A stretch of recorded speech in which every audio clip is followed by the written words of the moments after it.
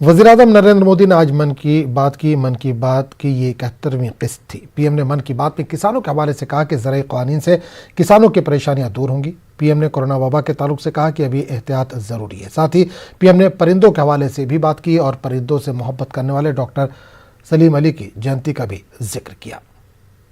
मेरे प्यारे देशवासियों, भारत में खेती और उससे जुड़ी चीजों के साथ नए आयाम जुड़ रहे हैं।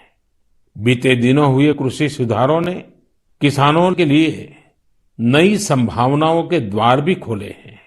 बरसों से किसानों की जो मांग थी, जिन मांगों को पूरा करने के लिए किसी न किसी समय में हर राजनीतिक दल ने उनसे वायदा किया था, वो मांगे पूरी हुई हैं। काफी विचार विमर्श के बाद भारत की संसद ने कृषि सुधारों को कानूनी स्वरूप दिया। इन सुधारों से न सिर्फ किसानों के अनेक बंधन समाप्त हुए हैं, बल्कि उन्हें नए अधिकार भी मिले हैं, नए अवसर भी मिले हैं।